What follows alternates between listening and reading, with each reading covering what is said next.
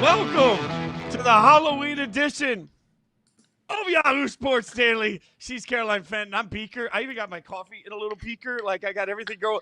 One of us got the costume memo. Look, I did the whole. Okay, but I brought some options. Oh, that's incredible. That is so good. And it truly the best way that I could ever start my Halloween. So I threw away all of my Halloween costumes in a tizzy while I was moving tizzy to consolidate. So I have some options for you. Okay. Give me options. I could be a cowboy. Okay. Okay, here's an option. Okay, hold on. That was a very good boo. I'm Randy Johnson. No, the bird comes later, and then maybe this is the worst of them all. I'm on the beach. I'm a beach goer. Here's the reality. None of them had googly eyes, so We're gonna start this show like we start every show. Beaker will come back, but let's get to very disappointed 3 points. What's on your mind, Caroline Fenton? News updates. I tried my best, just like the WNBA and the WNBPA, because yesterday, on the eve of the CBA extension, both parties, the league and the Players Association, agreed to a 30-day extension. So the current CBA was up on October 31st, very much so. Spooky season indeed for all women's basketball fans. They agreed to a 30-day extension. So what was the alternative? If the WNBPA and the WNBA did not agree to a CBA, and they also did not agree to an extension, there were two potential options that could come from that. One was either status quo. So everyone, all parties involved, could just go along with their business, with their lives as usual, with the understanding that either side could call for a lockout at any period in time. Or it could have been, in fact, a lockout where players couldn't come to the facilities, where players couldn't be part of any of their team or league activities. But instead, they agreed to a 30-day extension. Here is why that gives me optimism. One, it's the timeline. 30 days is probably enough time for negotiations. That's a shorter period of time. Whenever the previous CBA was being negotiated in 2019, or the CBA that the WNBA is currently operating under, they filed for initially a 60-day extension and then another 2-week extension. So this 30-day extension proves to me that both sides are willing and hopeful to reach an agreement, that everyone is willing to hear each other out, and they feel that they can reach an agreement by that 30-day deadline. So by Thanksgiving, we thought it would previously be Halloween, would be some spooky times for the WNBA. Now it's looking like it'll be closer to Thanksgiving. What the WNBPA is really fighting for is revenue share, is a percentage of the TV revenue and the revenue that the league is making, while the WNBA reportedly is really pushing for a set number. So where will the resolution come? We shall see, hopefully for the league's sake, in the next 30 days. Yeah, that's what we all hope, is that we get resolution so we continue to get the growth of the league. All right, let's get to my first point of the day, and it comes in the form of an FBI investigation in sports, but not the one you're thinking of. We now have the FBI investigating the Major League Baseball Players Association, specifically for a youth baseball venture that spent millions of dollars. That from Don Venata and Jeff Passan at ESPN. As they break it down, the reports are anywhere from $3.9 million all the way up to reportedly $10 million that were being spent on a Florida-based company called Players Way. Now, Players Way is owned by the MLBPA, and it's an initiative started by that PA to try and help the growth of youth baseball is essentially what they're talking about. But in reality, what they've done is they've paid out millions of dollars for nothing. And what you have now is MLBPA Executive Director Tony Clark in trouble, at least in this investigation. He's accused of self-dealing, of misuse of resources, of abuse of power, some of which comes from hiring his family members to work for Players Way. Players Way was supposed to help grow youth baseball, but instead, they've been paid millions of dollars for nothing. Now, while it's been accounted for, nobody can really make clear what the actual money has gone to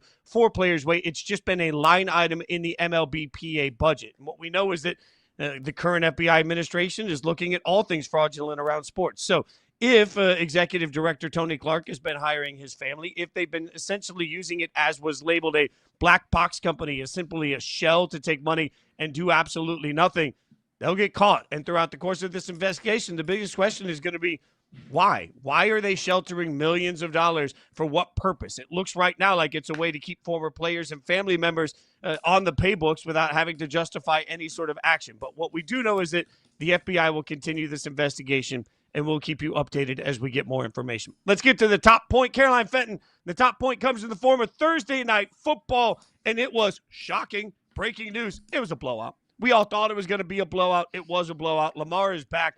The Ravens are back, baby. They win 28-6 in what was, I don't think, the cleanest game for the Ravens, but it just looked like the Ravens were getting on track, and it looked like the Dolphins, frankly, just are a terrible football team. Not the cleanest game from the Ravens, but it was significantly cleaner than the Miami Dolphins. And that was kind of my biggest takeaway from this game. I stepped away from it saying, yeah, okay. That makes sense with the sheer number of Thursday night games that we've had this season that are weird and wacky and crazy and inexplicable and feels like there's some funky voodoo hovering over Thursday night football. What should have happened last night, what I think we all expected to happen last night, came to fruition. What we felt like we knew these teams were, they showed themselves to be last night. And starting with the Baltimore Ravens, sure, in the first half, it was a little bit slower of a start, but I expected a much more rusty Lamar Jackson than we got last night, just given that he hadn't played football in over a month. And the last time that we saw Lamar Jackson was a really brutal, offensive day filled with a bunch of mistakes and several missed passes from Lamar Jackson against the Kansas City Chiefs just over a month ago. So it was refreshing to me, especially in the second half when we saw an offensive surge, when we saw that pass from Lamar Jackson to Zay Flowers. I was like, yeah, okay, he is back. That this is the Ravens team that we know. This is the Ravens team that we expected. And I don't want to put too much into Lamar and this Ravens team against a truly dreadful Dolphins team. It's great if you can beat up on the bad teams, but let's see you do it against the good teams. But for right now, just after last night, so far, so good. And I think Ravens fans should be really good about the optimism that can come from this next stretch of not very good football teams from on the Ravens schedule. Well, and this is what happens when you get Lamar back, because there were a couple of times last night where most quarterbacks would be sacked, and Lamar pulled his way out of that sack and managed to extend the play. There were a couple of times last night where he stepped up into the pocket, and that helped some crossing routes come open. You look at his efficiency, 18 of 23 for 78% completion, 204, 4 touchdowns, no interceptions. That just speaks to how at times it almost looked like from Lamar it was a practice. Like it didn't look like he was getting pressured or having to make tough decisions. It was just a matter of could he move around long enough to find the open guy, which he did brilliantly. And I think this is why everybody constantly is looking for their Lamar Jackson, because how do you go from being a terrible football team to a division favorite? You get Lamar back. And that's the weirdest part about all of this, is that sometimes you really do have one guy that is essentially a franchise fixer. That's what Lamar has been, and that's what Lamar will continue to be. Now, I don't think that there's enough grass left for Lamar to suddenly become an MVP candidate. And I don't really think that matters, Caroline. I think what matters right now is that rather than Lamar the MVP, he's already done that a couple of times. What matters right now to the conversation we've all had is where can the Ravens season go? And in 10 days, they've gone from, wow, this thing's a disaster. In 10 days, 2 wins. Now all of a sudden it's like, nope, going to be just fine. This is why Vegas has been telling everybody for months that they're still the favorite in the division. Now they're the overwhelming favorite in the division. And don't look now, if the Steelers lose this weekend, the Ravens will be a game back. Hell, even if the Steelers don't lose, 2 games will separate these teams, and they still play each other twice. The Ravens are in the driver's seat for some, not just to win their division. The question is going to be, can Lamar take them deep into the AFC playoffs? And I think we saw last night the answer to that's always going to be yes. Yes. And to your point, I don't think that Lamar would be in contention for MVP at this point, just given the number of games that he's missed. Anything can happen over the span of the next several weeks. But I don't think that Lamar needs to be top 5 in MVP odds on the sports books for all of us to understand what he means to that football team. I mean, Lamar Jackson is not a 2-time MVP, could have been a 3-time MVP for no reason. Even though he's not going to win the award, I don't think right now today, I still consider Lamar an MVP of the league because of how much of a spark plug he is to his football team.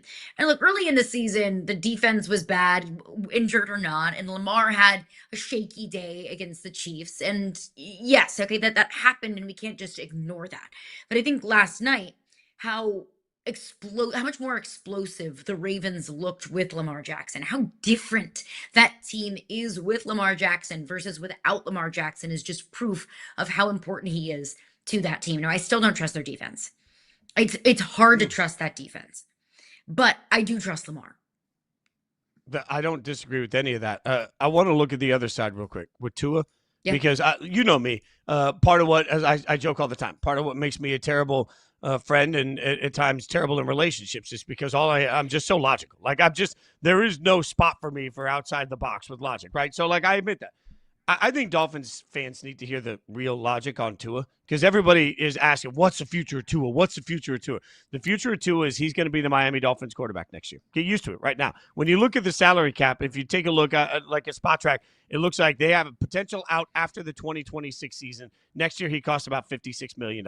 Yes, it would make a ton of sense to draft another quarterback next year if you have one that you think can go out there and push Tua. But just like I was the one that kept saying, hey, Deshaun Watson's going to be stuck with the Browns, and Browns fans didn't want to hear it. No, there's got to be a way around it. No.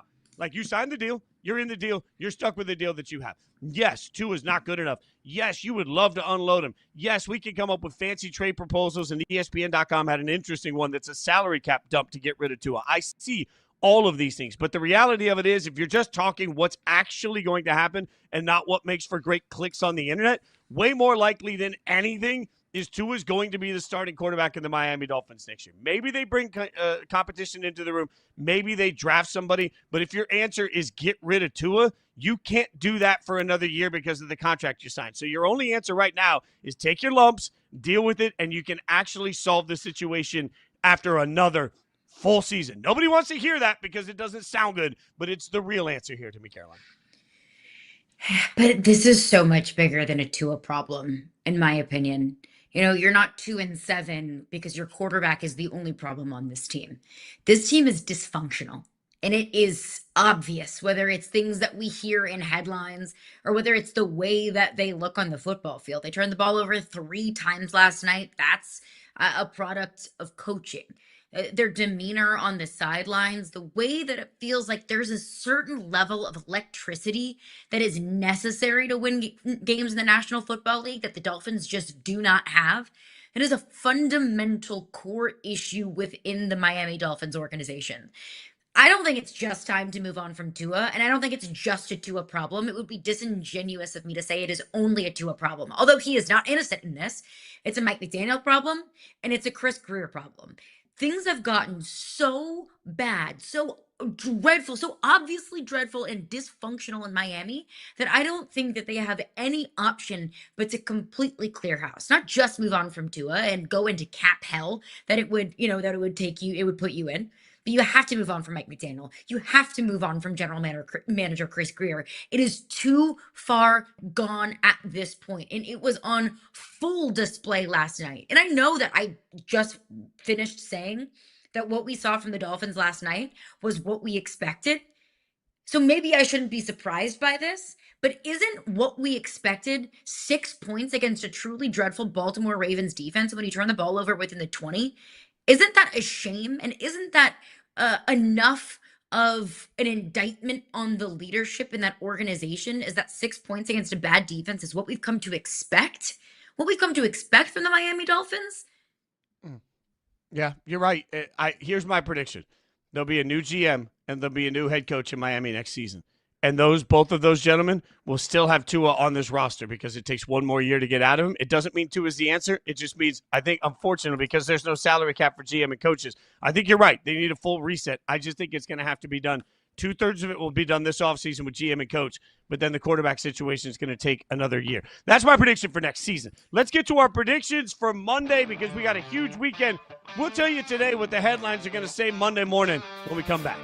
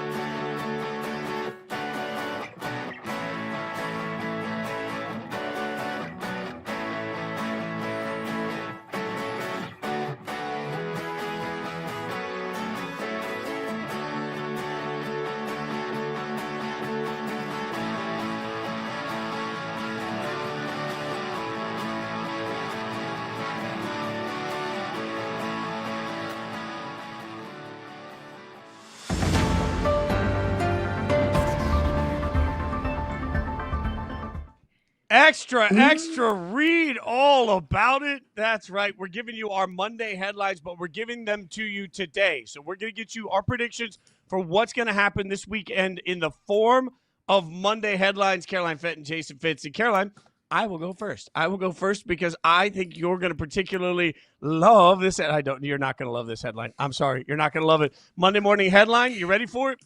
Rocky toppled. Let's pull it up. We'll show you what it looks like. Ooh. Rocky toppled. Oh, look at that. Look at that. We got a little Batman action there. Oh, it looks so good. And that's Rocky not toppled. photoshopped. Like that's No, a real picture that's- of Josh Heupel. Heupel's just out there in these streets. And it wasn't Halloween either. It was just a Tuesday. It was just Knoxville Tuesday. Not April much to do. 14th. That's epic. I would respect that if somebody just I respect Christmas music all year round. I now respect Halloween costumes in the middle of summer. Okay, here's the thing. We got a big game this weekend. Oklahoma taking on Tennessee in what I think is a playoff elimination game. And this is really a coin flip game, and I just wanted to get under your skin. So I went with Oklahoma to win. But also, I think if we're being honest, I am concerned. This Oklahoma defense is better than the defenses that Tennessee has taken on so far. This Oklahoma defense against the run particularly has been stout. And even if you look at the box score against Ole Miss, I don't think it does justice to how well the defense played throughout the course of that game. This defense is going to be a problem for Heupel and for the Vols. So the Vols have a big test. It is in Tennessee. Makes me a little bit nervous. Nazir has not looked like himself since he came back from injury. I'm qualifying it, but not to say I do believe defense wins championships. The better defense in this game is Oklahoma. So I'm taking Oklahoma in a wild, weird, underperforming, underscoring, ugly game. What do you think? I can't agree with you. And look, I do think that these two teams, it could be the difference of a coin flip. So in a game that I feel like is differentiated by a coin flip, I have to give credit to the home team. Josh Heupel doesn't lose at home. He only loses at home to Georgia. He's lost twice at home to Georgia. But other than that, I mean, this Tennessee team plays different at home versus when they do on the road. And this is an emotional game for him. Remember, Josh Heupel went to Oklahoma. He was a Heisman Trophy finalist when he was the quarterback at Oklahoma. He got fired as a coach at Oklahoma. This game means more to him, even though he's going to get up at the podium and say, every opponent is nameless and faceless, and we approach every game with the same level of blah, blah, blah, blah, blah. This game means more to him than probably any other game out there, that I don't think he's going to allow his team to get got. Now, where I do think you can be right is if John Mateer is able to pick apart this Tennessee secondary. This Tennessee secondary is statistically the worst in the SEC. There's 2 leading corners are out for the season, and they're just trying to, scrap together with bubblegum and duct tape a couple of corners that can maybe just slow some things down. So John Mateer is now several weeks removed from that hand surgery. He looked much better against Ole Miss last week than he did against Texas and Red River. So I think that's the path for Oklahoma, is picking apart Tennessee through the air. But I just trust this Tennessee team way, way, way too much at home. A little nervous about the accuracy. I love for Mateer with that hand. I love this picture, by the way, of Heupel. It always makes me think he's about to say, "You're killing me, Smalls." I don't know why. It's just something about his face in that. It's just so reminiscent of Sandlot. There we go. All right, give me your first Monday morning headline. Okay, picture it. You wake up on Monday morning and the headlines read, "The Blue Jays say, no way, Shohei," because the Blue Jays will win the World Series, and that will dominate our conversation on Monday.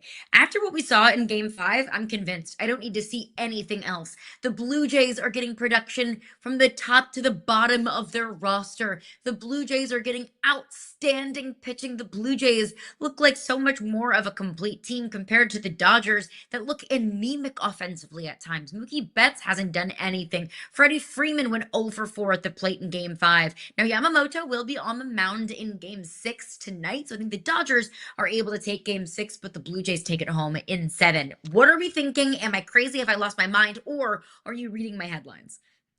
No, this one I'm reading 100%. Here's my real question, Caroline. As you know, in Nashville for many years, I've told you about, I threw a massive Halloween party. When I say a massive Halloween party, I mean hundreds of people and the cops coming in. It's like the whole thing, like every year, annual tradition. The entire way, right? But I used to throw it at times because of the calendar. It would fall on the 3rd Saturday in October, which you well know is a very difficult time for Vols and Alabama fans. And my rule was no sports on the TV. It's a Halloween party. Like there's no sports on.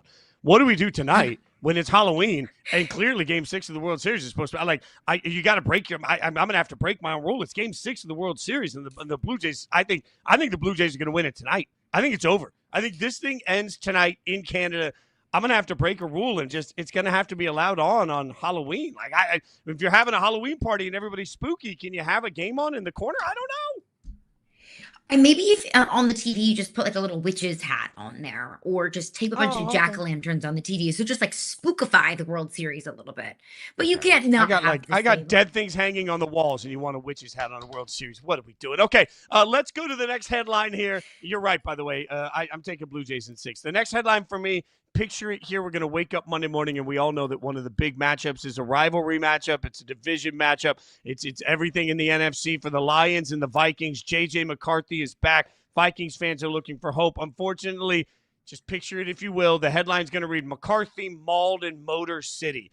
Look, at some point, we're just going to – it's 6 quarters. My guy's played 6 quarters of actual meaningful NFL football.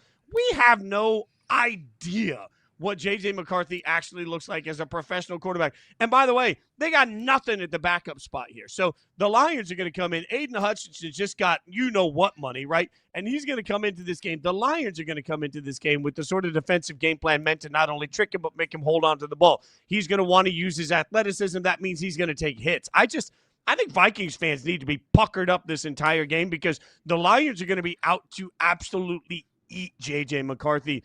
And I think they will. I think this is the week that we realize that nothing this year has gone the way the Vikings expected to. This is the week we realize that this quarterback situation is going to take some time to work itself out. I'm not giving up on it, but we don't have a clear answer. I feel like the Lions roll in this one, and we are all panicking over whether or not JJ can win the Vikings enough games to get to the playoffs this year by Monday.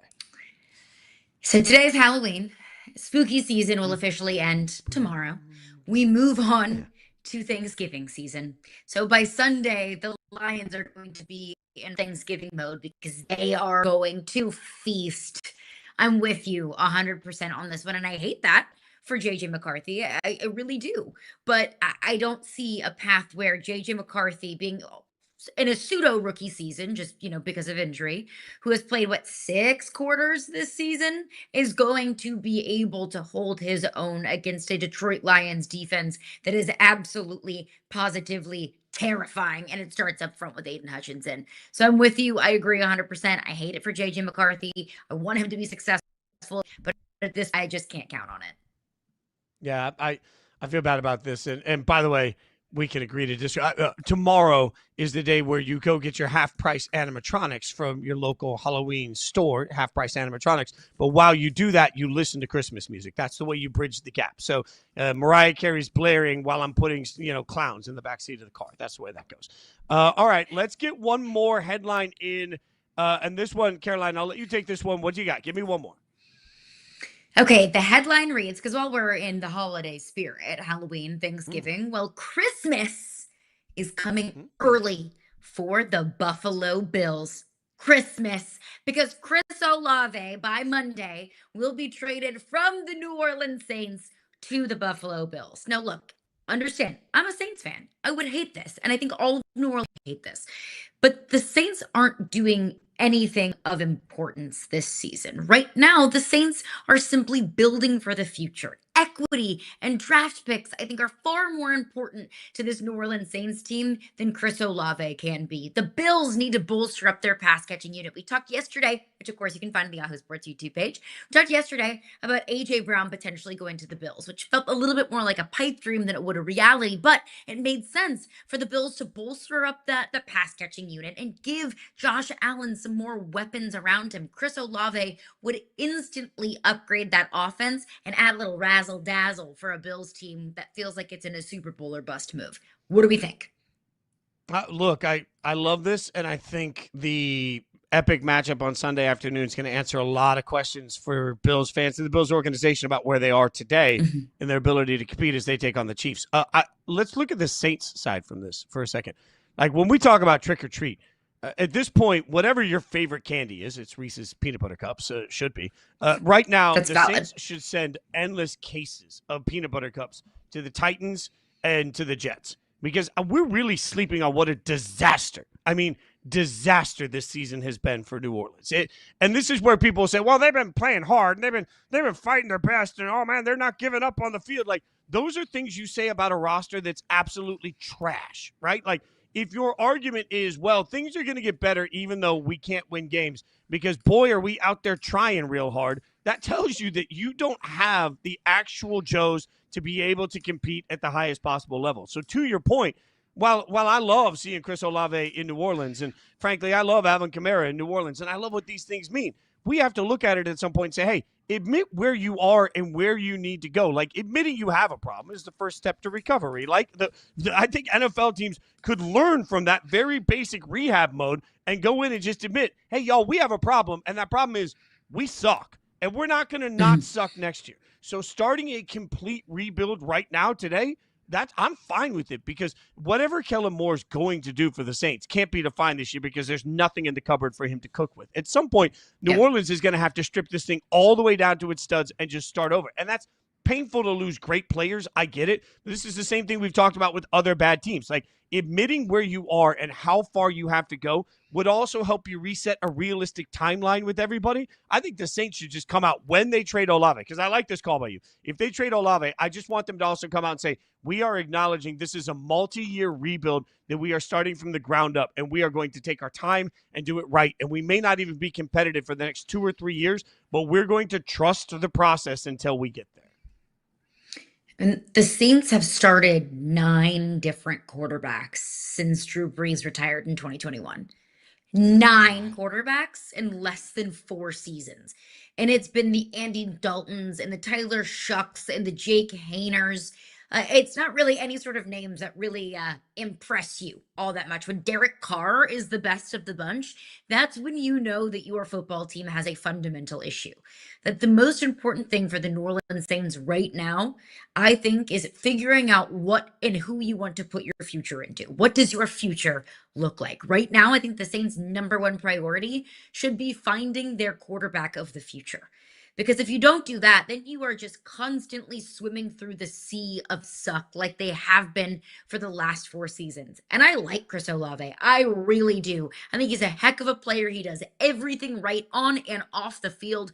So what's the point with keeping him around in his prime when you know that you are probably prepped and ready for a multi-year rebuild, and Chris Olave is going to be 30 by the time you eventually figure out this quarterback situation? I hope it's sooner. I really do, for the Saints' sake and for my sake, for my sanity as a Saints fan. But I just don't see that happening anytime soon. And I think there are more drastic changes to be made to this New Orleans Saints franchise that just you just have to pick up as many draft picks and as much equity as you possibly can. And you can and should get a first for Chris Olave.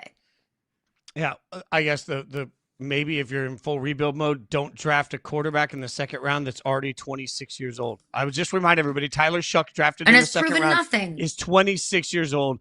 Lamar Jackson is 28. So you drafted somebody that's 2 years younger than a guy that's already got a couple of MVPs. It's just none of it makes sense for New Orleans. They need a complete rebuild. All right, we're going to keep breaking it down. Obviously, got a lot of NFL and college football we're going to get to. But coming up next, it's early in the NBA season. But let's be honest, some of our sleeper teams might have missed the alarm. We'll figure out sleeper team or just sleeping in.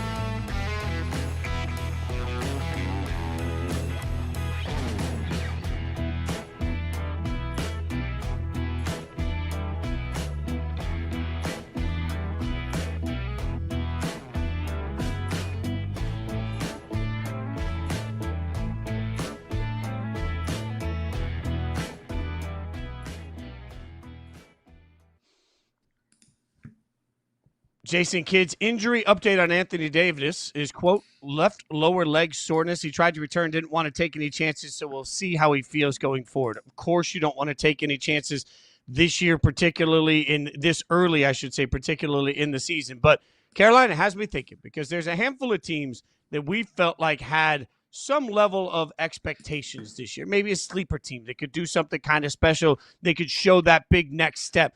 But it feels like some of those sleeper teams have slept in. Some of them might have hit the snooze button one too many times. The greatest fear for two people that work on morning shows, right? Like, you never hit the snooze button twice, right? So it feels like some of these teams may have done that. So let's take a look at some of them, figure out sleeper or just asleep. And we'll start with the Mavs because the Mavs are a team. Certainly, the minute they drafted Cooper Flagg, it was, oh, no. Like everything we're doing, like there's no step back. In fact, remember the drafting of Cooper Flagg suddenly made Luka irrelevant to so many fans that wanted to come out and say, oh, no, this was all in the works. We don't need Luka. We got Cooper. And so far, the Mavs look like they desperately need Luka, and having Cooper hasn't been that much of a spark plug. Like, do you think they wake up anytime soon? No, I think they wake up at some point in this season. And if you thought that Cooper Flagg as a rookie, Cooper Flagg's 18 years old, maybe 19, if I'm giving him, a couple more months to his age. If you thought that Cooper Flagg at that age and at this stage in his career could step in and pick up the slack that was lost when you traded away Luka Doncic, I think that you were wrong. And maybe you're just, smoking a little bit too much opium there. I mean, we knew there was going to be, or at least we should have expected at least a little bit of a ramping up period for Cooper Flagg. It's a big jump to go from Duke to the NBA.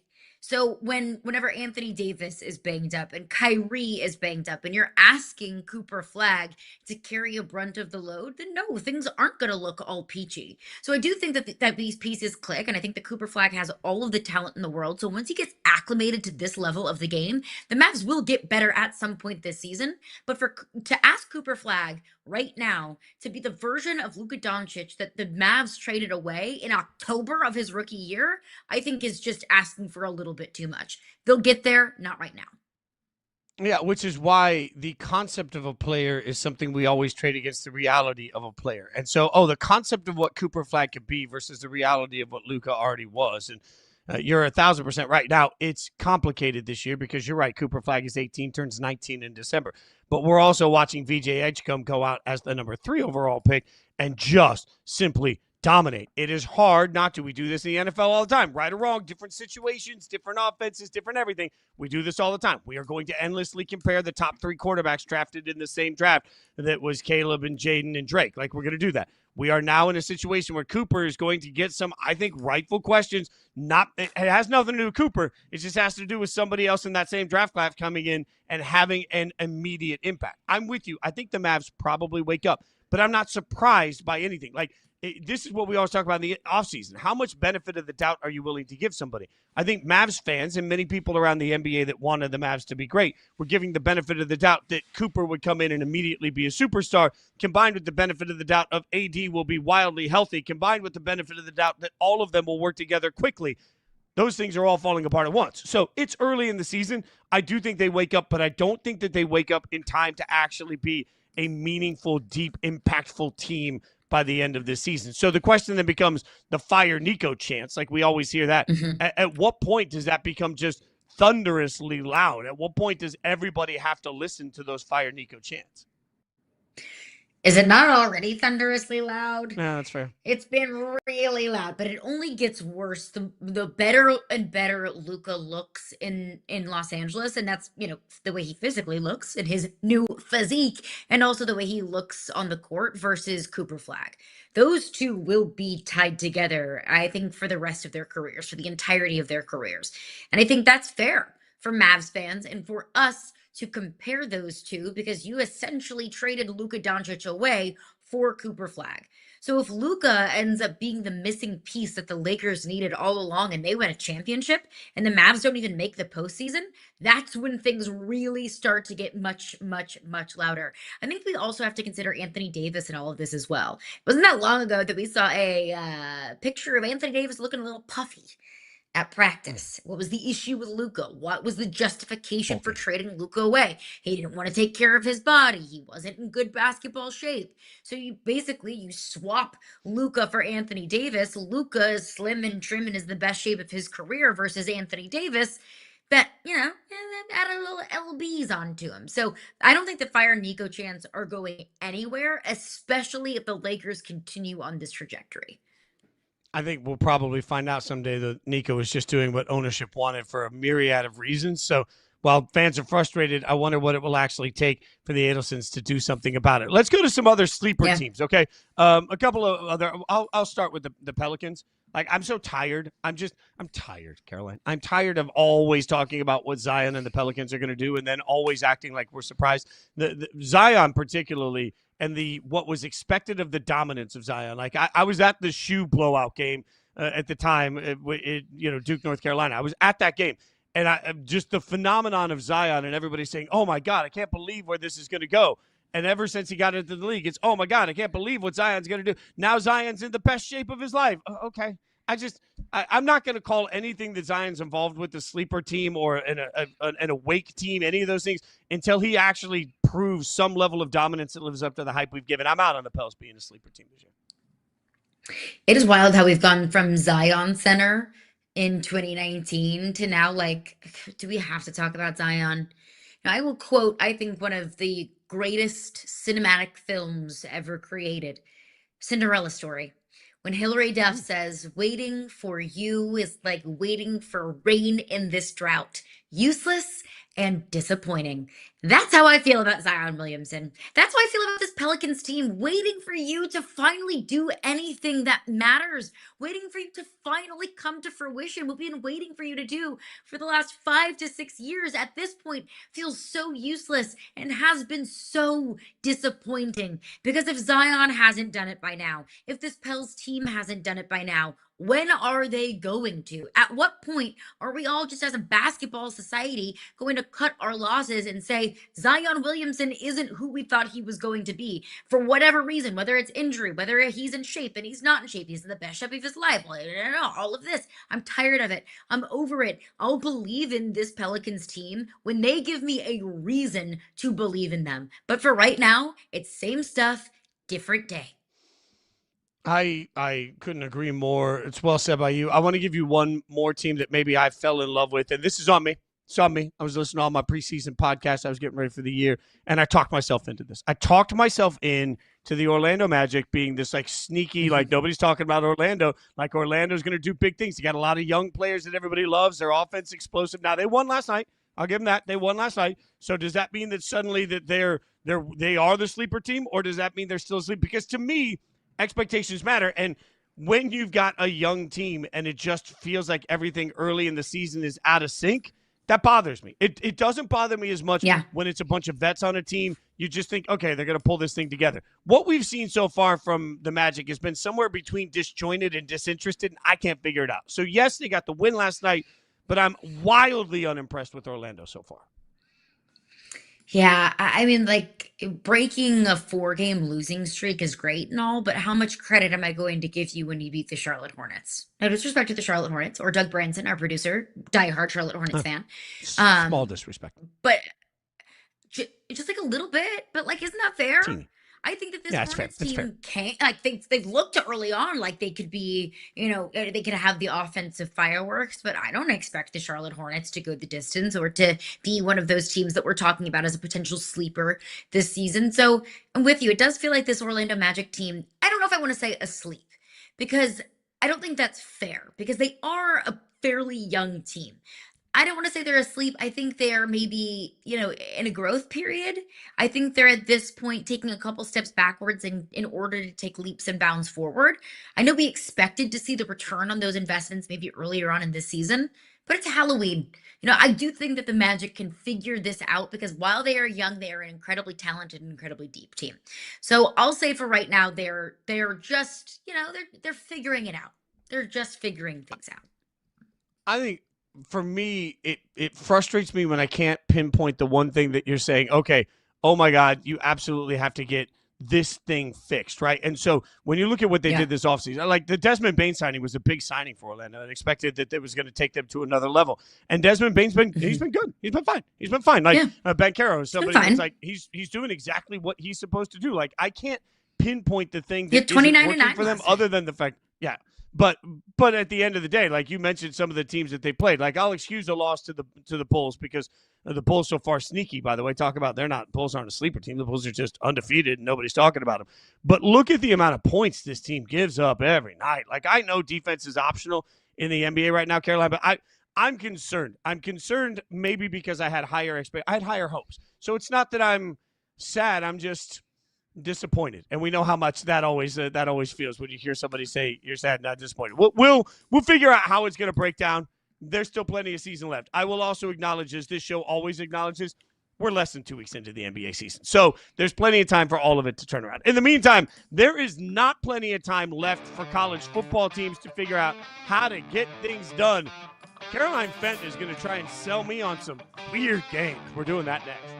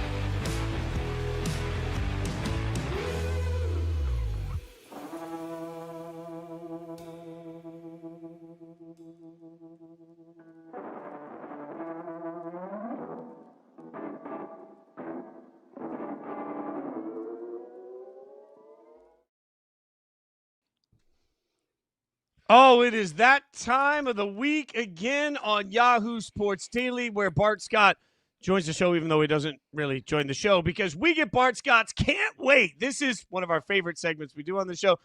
It's classically called Bart or Fart. And so this is what we're going to do. We're going to get out some games, and then we're going to figure out it could be one of two things. And there's a reaction for each. For example, if it's a great game, I'll say it's a Bart, and you'll hear this. Can't wait. Oh, so good. But if it's not such a great game, if I can't get talked into it, if I don't feel like it's all that awesome, I'll say it's not a Bart, it's a fart, and you'll hear this.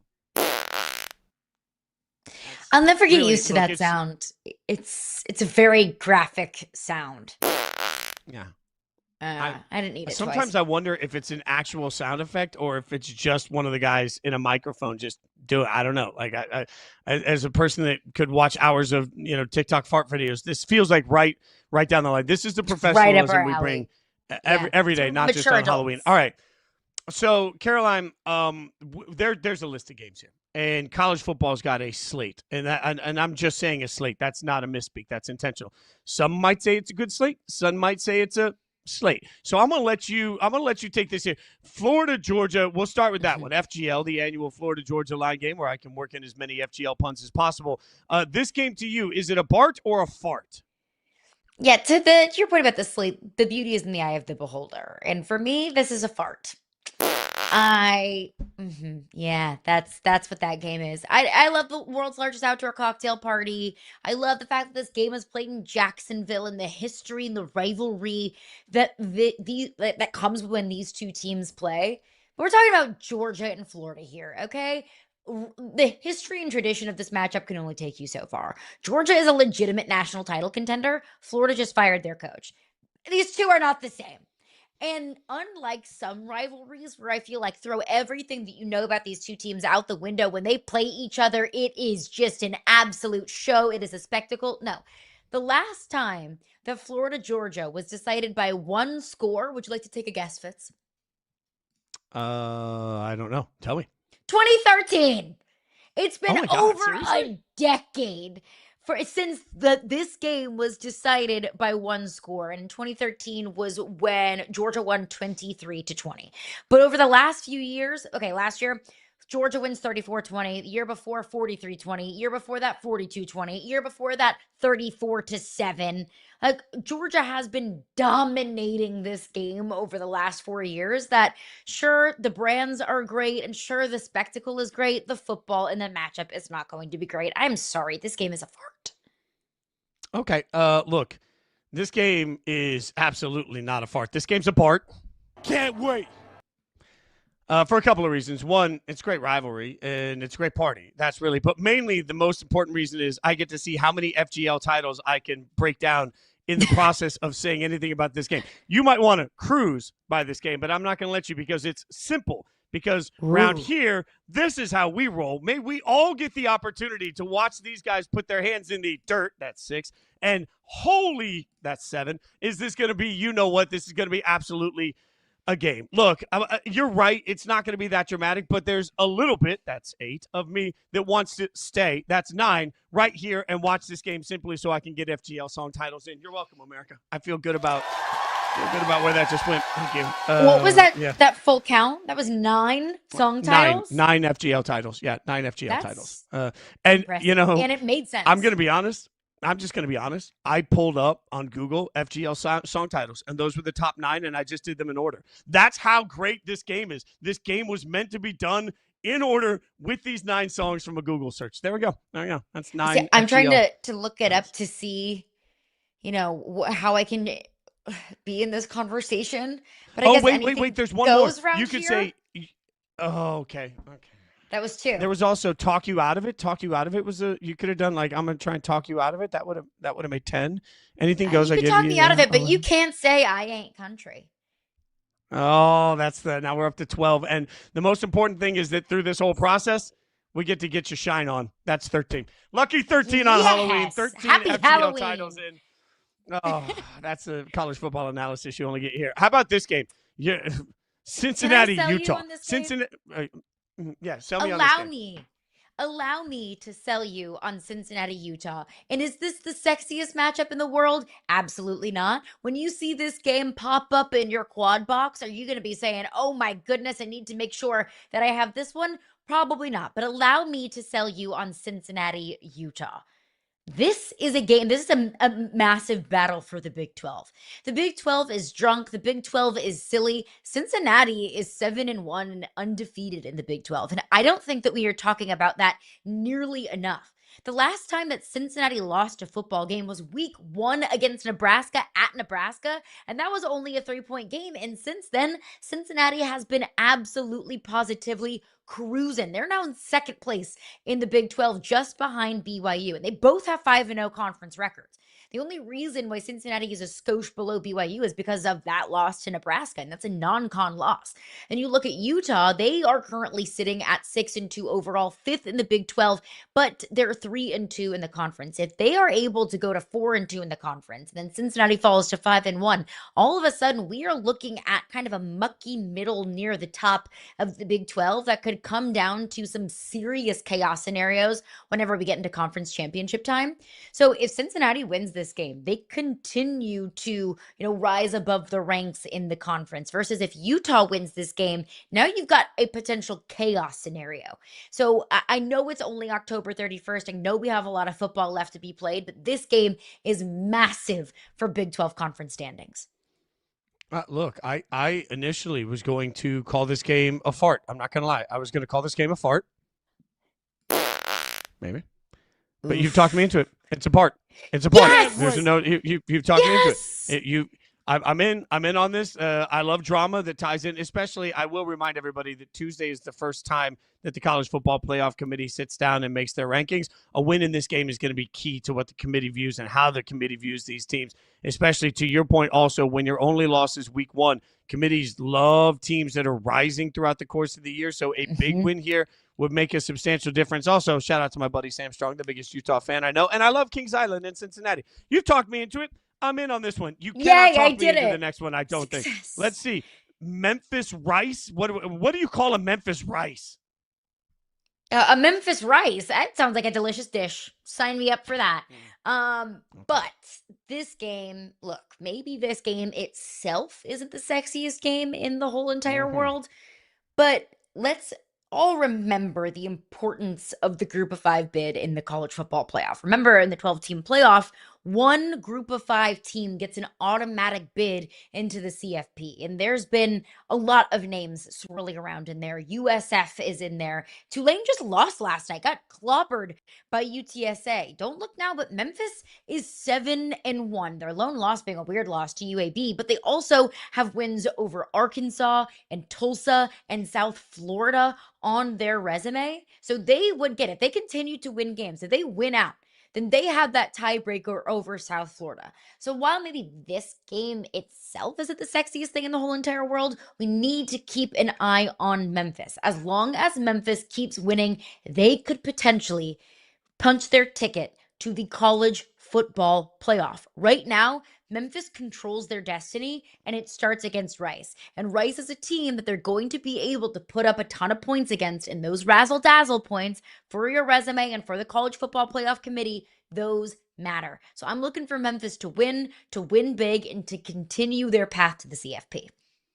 Now, I agree with everything you just said. I just think the game itself is a fart. Like, it's a fart you immediately regret. That's fine. Like, it's That's fair. To your point. I think Memphis is headed to the college football playoff. I think it's also a shame that weird loss a couple of weeks ago. Memphis was in the conversation leading into that weekend to host College Game Day. I went to Memphis with Game Day a few years ago, and it was an incredible experience. I was really hoping that Memphis would continue to keep things clear, but they didn't. They fell flat in a game they absolutely needed. You're right. They don't have any wiggle room left. Their backs are against the wall, and they need style points to continue to rise up the rankings. So I think they win this game, and they win this game substantially. And you are also right. Like, Memphis is going to be one of the most interesting teams on Tuesday, because where the highest ranked group of 5 team matters and who they would technically steal a bid from is going to be substantial. This is not Boise State with Ashton Genty that last year was already a top 10 team. It's not going to be that. This is going to be a team barely in the top 25 taking a playoff spot. You got one more? You trying to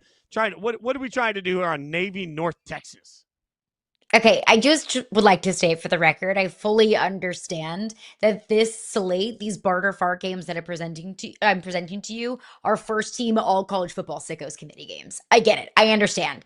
But allow me to sell you on Navy North Texas, because we're talking about Memphis in the group of 5 automatic bid conversation. Navy's undefeated. We're not talking about it. We're not talking nearly enough about Navy. They are undefeated in conference play. They are undefeated overall, 7-0, whereas North Texas is 7-1, 3-1 in the American Conference, which is stacked at the top. Their lone loss, albeit a blowout loss, but it was a loss to South Florida, another team that has stayed in the conversation for that potential group of 5 college football playoff bid. Maybe, again, same thing about the previous game of Memphis and Rice. It's more about the stakes. But if North Texas wins this game, they're hosting Navy, so they get to be in the comfort of their own home. If North Texas wins this game, then they continue their path, same as Memphis, to be the group of 5 representative. Whereas if Navy wins this game, that's an even more juicy and fun scenario, because Navy will then be 8-0 going into their matchup against Notre Dame, which kind of ex post facto feels a little bit like a college football playoff qualifying game. If Navy's able to beat North Texas, if Navy beats Notre Dame's out of playoff contention. That would be their 3rd loss on the season. Whereas, and that would, be really all I think Navy would need to add to their resume, to then go 9-0 at that point in the season and have manageable games throughout the rest of their schedule. That would probably be enough for Navy to have a really strong resume. Of course, conference championship weekend has to play out, but you're looking at Navy with a clear path to the CFP. And if Navy is able to go 8-0 and to take down North Texas this weekend, then that matchup against Notre Dame, it's that much more interesting. Did I sell you? Clear eyes, full hearts, can't lose. No, you didn't sell me on this one. You tried. I appreciate it. North Texas, one of the best jazz programs in the country. Hey, go if you North Texas. Okay. If you want to go be a great jazz musician, go to University of North Texas. Fun fact. I can't imagine that there's a scenario. I've heard has great jazz music. Yeah, it's classic for jazz music. Doesn't. I mean, there's also an NBA team in Utah named the Jazz. I know why, but still, like, it doesn't make any sense. It doesn't feel right. Just rename them. It doesn't. The chances that one's going to make, especially now that I'm taking some time off from gambling, it didn't go very well for me. The chances that Navy North Texas makes it in are slim. All right, from barter fart to Halloween costumes galore, what teams over the course of the NFL weekend deserve which Halloween costume? You'll see it. You'll hear it. We'll do it next.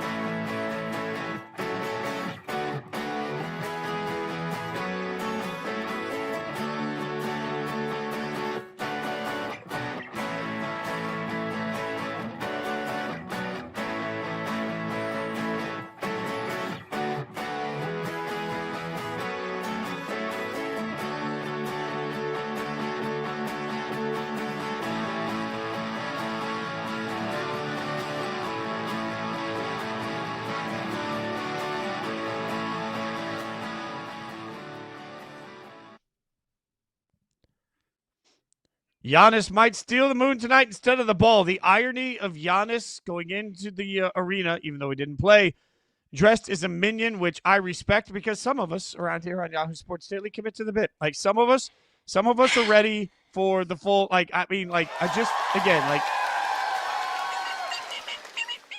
It's my great. So it's like the.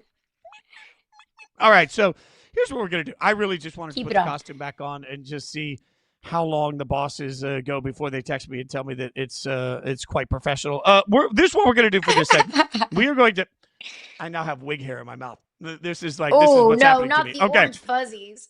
Yeah, I'm going to eat the orange fuzzies. That's what's going to happen. So what we're going to do is we're going to take a look at different NFL teams across the league and decide what Halloween costume they would be dressed as throughout the course of the weekend in honor of Halloween. So Caroline, I give you the floor first. Give me a team and how you would have them dressed. Okay, I'm going to start with the Seattle Seahawks. And if I was dressing the Seattle Seahawks in a Halloween costume, they'd be wearing camo. The Seattle Seahawks would be wearing camo because they are number one in their division at the moment at 5-2. That's incredible. That is literally exactly how I would dress them. They're 5-2. Number one seed in the NFC West as currently constructed. Their defense is one of the best in the NFL. Sam Darnold has been incredibly effective and efficient, yet nobody is talking about them. They are hiding in plain sight, just like someone who would be wearing camo would be hiding in plain sight. Jackson Smith-Njigba is playing like an elite receiver, and I think it's time for us to start talking about Jackson Smith-Njigba in the same conversation as the Jeffersons and the Chases of the NFL. So Seattle Seahawks are hiding in plain sight. They're getting no love, as the costume says. I love the costume, pointing out, getting no love, and leading their division. Also, as a kid that grew up watching the original G.I. Joe, at the end, they always said, and knowing is half the battle, right? Like, they always gave you, like, a lesson about, like, how to not start house fires or whatever it would be. And then G.I. Joe at the end would be with the kids. And they'd be like, I didn't know. And he'd say, and knowing is half the battle. So from now on, for the rest of the season, every time we talk about the Seahawks, I'm just going to work in knowing is half the battle in honor of your costume. It is actually perfectly done. All right. Beaker here is going to pick my first costume, and my first costume is going to come in the form of the Buffalo Bills. The Buffalo Bills are going to their Halloween party dressed as Robin. And why? Because at the end of the day, as much as the Bills are always in the movie, they're never the star. The Bills aren't Batman. The Chiefs are Batman. But the Bills are there. So, like, the Bills are in the fight. The Bills are in their dramatic fight scenes. The Bills are part of the movie. The Bills are a key component to the movie. In fact, every time you see Batman, you also see Robin. Every time we talk about the Chiefs, we also got to talk about the Bills. Like, they're right there. But at the end of the day, as I've said all over the course of this week, nobody's ever sat down and said, Christopher Nolan never sat down and said, man, I really got to make a franchise about Robin, because Robin's the other guy. Like, the Bills are the best of the other guys. Caroline, you buying this costume? I am buying it, and I'm so sorry, Buffalo Bills fans, but it is so true. If I were to dress the Bills, I'd say, oh, I'm sorry, Josh, who's controlling the sound effects, who is a diehard Bills fan. But I would dress them as maybe a bridesmaid, because that's what they are. Always a bridesmaid, like that, yeah. And never a bride, which is the same kind Bridesmaid of is vibe as good. you're the Robin to the Chiefs Batman. And everyone loves Robin. Robin is still a superhero, but he's not the superhero. And that's where the Bills find themselves right now. I've just learned that next year, I think I'm going to go to Halloween parties dressed as Robin with no Batman there. Just an out of context, weird, full tights, full boots, the whole thing. Like, get one of those elite, well-made costumes that's skin tight, Robin with no Batman. And then everybody will think that's like, oh, where's your Batman? No, I don't have a Batman. I'm just Robin. Okay. I don't have one. You're up Robin's next. A character too. You don't need a Batman. Come on now. Robin needs love too. What do you got next for us? All right, I'm going to go with the Pittsburgh Steelers, and I would dress the Steelers up as Barbie because they're fake. That's them. They're fake. Everything about the Steelers is fake, and thank you for the eye bobble, because I feel like that's a fair reaction. Because sure, the Steelers have a winning record, and sure, the Steelers are now at the top of their division, but does anybody feel like the Steelers are real? Does anybody feel like the Steelers are actual, legitimate, real contenders? I mean, heck, they're the top seed in their division. They're the number one team in the division, and they're not even the betting favorite by a long shot to win the division. The Ravens have a losing record. They're 2 games below 500, and the Ravens still have better odds to win the division than the Pittsburgh Steelers. The Pittsburgh Steelers defense is sorry. Aaron Rodgers is fine, but he's limited. So the Steelers, they're fake. They might look good in the standings, just like Barbie always looks good. Barbie ain't real, just like the Steelers aren't. I want to point out a shout out to Doug and Sarah, who worked tirelessly on all these Photoshops. And I love the line here. Does not include playoffs. Like the shade thrown in that one does not include playoffs. That is one of the best shade lines ever in the history of a costume that you can buy. I love every second of this. All right, I'll give you another one, and I'm going to go super trendy. I'm going to go super hip. I'm going to go super cool. I'm going to get right in with the kids, right? All right, this is it. The Colts are dressing up as K-pop Demon Hunter. Why? Because it's the trendy costume. I don't know what that means. Everybody's in love with, right? See, K-pop Demon Hunter is like this whole like phenomenon right now, and now all the kids are dressing up, and everybody's getting on the K-pop Demon Hunter bandwagon. It's a thing, all right? So what does the that bandwagon team. I'm way too old to actually watch K-pop Demon Hunter. It's like a trio of girls that like sing, but they're also animated, and like it's an animated show, and then I don't know. They show up in different things. I think they sang the girls sang on Saturday Night Live, and I had no idea what it was. Okay, so yeah, the Colts here includes it's the group costume everybody's getting on. Like, this is the bandwagon everybody wants to be on. It's the pop culture thing right now. Everybody's into it. That's why they're K-pop. We in? I get it. I get it. I don't necessarily know what the reference is, but you've described it very well. And it's the cool thing that everyone's getting on board with. And maybe even I'll double down and say it's the new thing everyone's getting on board with that not everybody really understands. It's just popular and you buy into it. And that's kind of how the Colts are. I don't really understand why Daniel Jones has been playing like he's been playing, but I'm buying into it. So I love it. I'm on board here. Even if I don't know what the K-pop Demon Hunter is, I concur. But I do like that the love his costume fits. said that they were slaying the demons in the AFC. So, like, look at us. We're They getting, are. like, young and hip. We're young and hip at this point. We are young and hip on this show. Woo! We're cool. Okay, we're hip. We're with it. Are we? Okay, let's get my to the next one. costume. This is getting worse. Yeah. And I think this is very appropriate based on the outcome of last night. And I will say, I made this pick before we saw the results of Thursday Night Football. But I'm going with the Ravens. And the Ravens are dressing up as Michael Myers from Halloween because they're not dead yet. The Ravens are not dead. We may have felt like they could have been dead. You know, they're 3 games below 500 after last night, that the Ravens looked dreadful defensively. They were so banged up that Lamar was hurt. But after last night, a dominant win, albeit over the crummy, crappy Dolphins, a dominant win is still a dominant win. Lamar Jackson looked like his MVP self. So I think we've learned the Ravens are not dead yet, just like Michael Myers. When you think he's dead, bam, he pops back up. And bam, Michael Myers is right there behind you, waiting to stab you when you're, on the phone or in the shower or whatever happens in the Halloween movies. That's the Ravens. You can't count them out. They're not dead. Did you just, whatever happens in the Halloween movies, like Carolina, are we getting a sneaky peek into the fact? Okay, which one have you? Do you know which one? I've seen the OG, the first one. Okay, the OG. Okay, that's a great one. That's a great one. I strongly recommend Halloween. Halloween 4 is also great. And if you want a Halloween movie that's part of the franchise that's not Michael Myers, if they just called it Season of the Witch, Halloween 3 would be much better regarded. But it was called Halloween 3, Season of the Witch. It's much different than the rest. Now, I know you really wanted your breakdown on this, but I do. I really did. I'm smarter because of you. Yeah, this is the concept of not dead and then just sitting up every time you think they're dead absolutely describes the Ravens. Also, I'm not sure. I'm sure that the Michael Myers movies are relevant. I'm not sure that they're all-time classics that everybody's going to remember forever. That might also describe this Baltimore Ravens team. I am just throwing shade. How about this? Thank you very much. I'm going to go with the Titans next. All right. So the Titans are just a simple ghost costume. I mean, we are talking like I didn't know what to do today. All I had was this. So I just grabbed a sheet, cut out some eyes, and I'm going. Because why? There's been no thought into the way it was put together. There's been no effort in actually trying to make it work. There's been no actual, you could tell that the Titans didn't do anything with any foresight to actually anticipate what this season was going to look like. Just like the person that looks around and says, oh my God, Halloween's tonight. I'm just going to put this sheet on and I'm going to walk around and go spooky the whole time. So the Titans are a ghost because of minimal effort. No thought, no effort, no creativity, nothing that anybody's going to write home about. Exactly what the Tennessee Titans look like on the field and exactly what they are as a team and who they are as a team. And also because watching the Titans is just as spooky and scary as a ghost.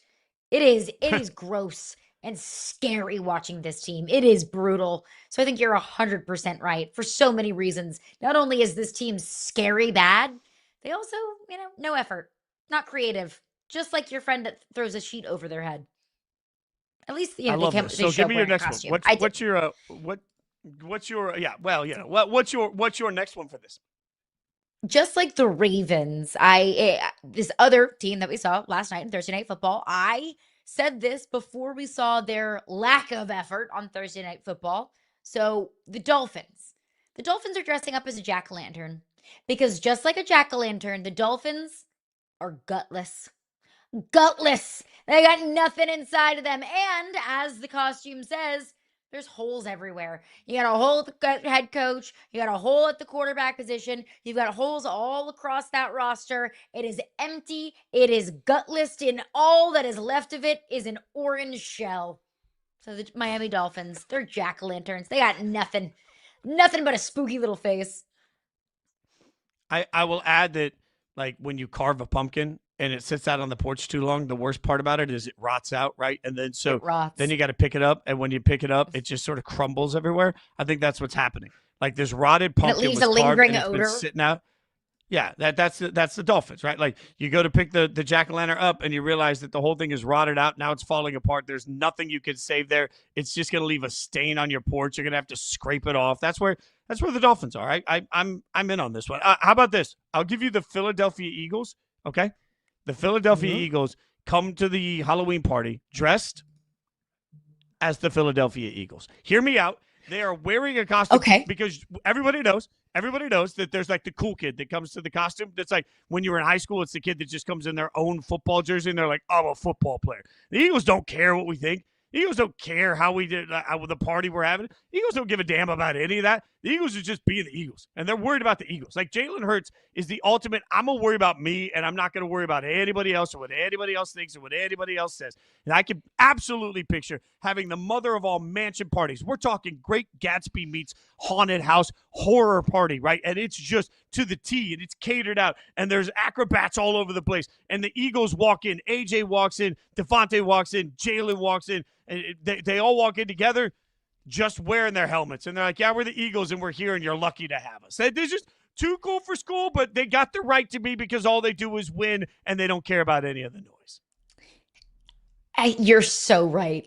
The only thing that I would add is the Eagles go as themselves, but they just wear a cutesy little beret like Jalen Hurts wears. I'm a French Eagle. I'm a French Eagle, and that's you're just, a French that's Eagle. What Beret does. Exactly. Wear like cutesy little headwear because his headwear game is on fleek. I picture like what you're describing is like that scene from Legally Blonde where she's told it's a costume party. So she shows up in like a bunny costume and everybody else is just wearing their normal clothes. That's how I would show up to a Philadelphia Eagles Halloween party. Everybody else is just wearing jeans and a t-shirt and I pop in wearing the most ridiculous costume. So I'm with you 100%. Can't imagine that happening. Can't imagine that happening on a show, for example, where one of us shows up in a perfectly ridiculous costume and the other doesn't. The other puts on a cowboy hat. I'm a cowboy. I'm Woody. Do you want to get us one more costume? Yeah. That's okay. I'm gonna leave this on. Yeehaw. Okay. I think it's backwards. You want okay. Yeehaw. Okay. I have one more. I do have one more. We'll get to some business here because obviously we look like we are prepped and ready to get down to business. Last but certainly not least, the Chiefs are going as Thanos for Halloween. And is that not the most obvious of all of these? Pardon me for not being creative in my choice for the Kansas City Chiefs costume and also for my costume partner. But the Kansas City Chiefs, they're just collecting infinity stones. They're collecting rings like it's candy. The Kansas City Chiefs dominate everybody just like Thanos does. And Patrick Mahomes' hand looks like Thanos' hand because he's just got ring on ring on ring on ring on ring. So the Kansas City Chiefs, they're inevitable, just like Thanos is. You have found a weakness in my movie fandom because I am a movie fanatic. Much like you have never seen Star Wars, I have never seen the Marvel movies, so I haven't either. But I hear Thanos is a butt kicker. Okay. I hear that Thanos is I hear that Thanos is absolutely I hear Thanos is big and strong. Okay, this is it. This makes, and I can't move my head because when I move my head, my eyes do this. All right, there are Halloween costumes. I think we've absolutely crushed it. We've crushed our costumes, and we've crushed costumes for all of you. You can let us know your thoughts on which one's best. But coming up next, we're going to dive into some can't lose, pressure-filled, back against the wall NFL games next on Yahoo Sports Daily.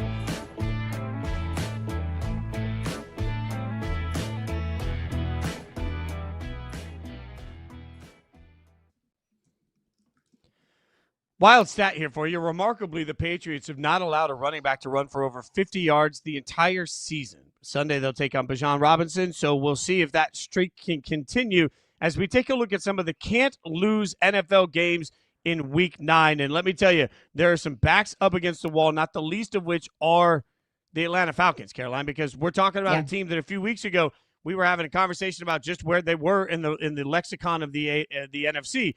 And now we're turning around saying, my God, this thing is falling apart. It does feel like this is an absolute can't lose game for the Falcons. But to be honest with you, I don't really think that it is. Because let's say the Falcons do lose this game. They would fall to 3-5 at that point. And so, when I look at can't lose games, it's like if you lose this, you are totally, you're falling out of contention. You are falling way short of expectation. And yes, I think that we did have higher expectations for the Atlanta Falcons than 3-5. But not, losing to this version of the Patriots. This version of the Patriots where Drake May looks like an absolute wagon and Mike Vrabel has them in way better position than I would have anticipated. Losing to this team, I don't think all of a sudden derails your entire season completely, because I don't view it as a realistic possibility for the Atlanta Falcons to catch the Tampa Bay Buccaneers in the divisional race. I think the Bucs have just been too good despite injury. And I think that the NFC is far too deep and far too spread out for the Falcons to find themselves in the playoffs. So yes, falling to 3-5, you're much further from the playoffs than you would like to be. And being 4-4 makes you feel really good about, keeping your head above water. But I don't think losing this game is anything drastic for this Falcons team. Am I selling this too short? Like, am I just not tuned in enough to what the Falcons' expectations were preseason? I think part of this is the how, right? Like if Michael Penix Jr. does come back and play, and look, the expectations are that it looks like it's pointing that way, but the bone bruise on the knee seems to be hindering. So what level of Michael Penix Jr. do they have? I think the hardest thing when you are a young team with young stars in big spots is how do you turn momentum around sometimes? And losing can snowball. So if you're the Falcons, you've snowballed a few losses in a row. And to your point, the playoffs would still be attainable. But if they lose and the Bears win this weekend, they'd be 2 games out of the last spot in the NFL playoffs halfway through the season. It's tough to make up 2 games. So, at some point when you look at that, and Raheem Morris acknowledging that they haven't played up to their standards and have to do better. Well, obviously, the question is, how do you do that? And this is still the team with Drake London and Bijan and a defense that was absolutely playing lights out for how much of the season. To me, I didn't walk into this season with tremendous expectations. But based on the way that they played the first 6 weeks of the season, 5 weeks of the season, I started to feel like, hey, it's okay to put those expectations on. That's taken a step back. So I'm with you. I don't know that losing totally derails their season, but they got to figure out a way to turn it around. And I think that's the key to me in this one is like, how do you turn this thing around, especially knowing that you have the Patriots and then next week you have the Colts. So you have back-to-back games that are going to be really, really difficult. You've got to find a way to turn this thing around. Otherwise, you're going to wake up, you lose to the Patriots and Colts, you could be 3-6. And then it does feel like suddenly the season's over. And that's fair. I think that the way you feel after this game might dictate how we feel about this Falcons team as a whole. The way that we feel about this game. Like, did the Falcons just get absolutely positively worked? Like the way that I felt after they lost to the Dolphins. How do you lose to the Dolphins? I know Kirk Cousins doesn't look like a starting quarterback in the NFL anymore, but I mean, to lose to the Dolphins in that fashion, like I think we're going to be looking back at some point when the margins for differentiation for either making the playoffs or not making the playoffs in the NFC, we're going to look back at that game and think, how in the world could you let that one get away from you?